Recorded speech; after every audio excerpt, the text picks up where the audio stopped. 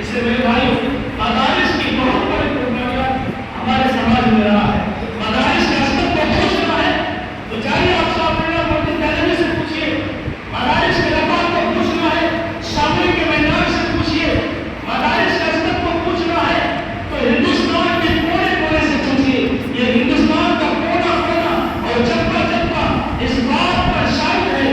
اس ملک کو جب بھی آرمان کی ضرورت پڑی, اس ملک کو بچانے کی ضرورت پڑی تو کوئی اسکول سے آیا نہیں تھا, یونیورسٹی کا کوئی طالب علم آگے نہیں بڑھا تھا. اس ملک کے اوپر جب جب غیروں کی نظر پڑی ہے تو اس ملک کو بچانے کے لیے جو سب سے پہلے آگے سب میں کھڑا ہوتا ہے وہ مدارس کے طلبا ہے, وہ مدارس کے مدرسین ہیں, مدارس کے منتظمین ہیں اور مدارس کے ذمہ داران ہیں. اس لیے بھائی ہم اپنے مدارس کی قدر کریں. مدارس وہ تصور ہے جو قیام خدا میں بیان کیا جاتا ہے. مدارس اس ادارے کا نام ہے, اس جگہ کا نام ہے جہاں رسول اللہ کے مشن کو, رسول اللہ کی سنت کو سمجھایا جاتا, پڑھایا جاتا ہے. مدارس وہ جگہ ہے جہاں قرآن کو تجوید کے ساتھ پڑھنے کا طریقہ بتایا جاتا ہے.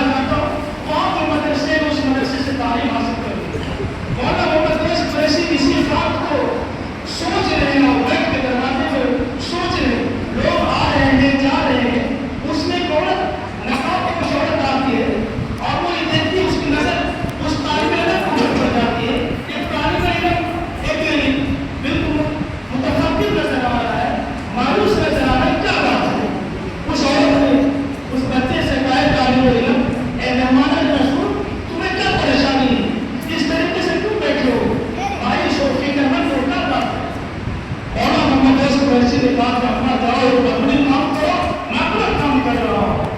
उस औरत ने कहा नहीं बेटा तुमको पता ना पड़े क्या बात क्या मसला है। मौला मोहम्मद वैसे ने कहा अगर मैं बता दूं क्या तुम उस मसले का हल करोगे? तो उसने कहा अगर हमारे पास ताकत होगी कुव्वत होगी हम तुम्हारी जरूर मदद करेंगे। तो उस औरत ने मौला मोहम्मद वैसे ने कहा कि असल बात ये तुम्हें यहाँ तरफ पढ़ने आया था और यहाँ तालीमी दाखिला हो गया रिहायशी दाखिला नहीं हुआ और रहने सहने का एक इंतजाम हो चुका है लेकिन खाने पीने का बड़ा मसला है। उस औरत ने कहती से बात है ना मैं भी एक बेवा औरत हूँ, मुझे भी शौक नहीं है और मैं किसी एक बड़े घर में झाड़ू लगाती हूँ पोछा लगाती हूँ वहाँ से मुझे सुबह शाम दो रोटियाँ मिलती है।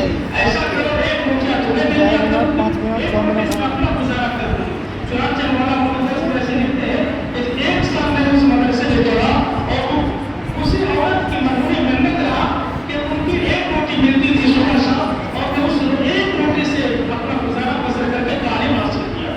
मौला मोहम्मद वैसी जब पढ़ के तारीफ हो गए और अपने वतन चले गए अपने मुल्क चले गए और फिर कुछ अरसे के बाद वो हज करने आए मक्का जब वो हज करने आए और हज के दौरान रात को सोया और ख्वाब में नजर आया कि मैदान में मौसम कायम है और एक तख्त लगा हुआ खूबसूरत तख्त लगा हुआ है और उस पर एक औरत बैठी हुई है।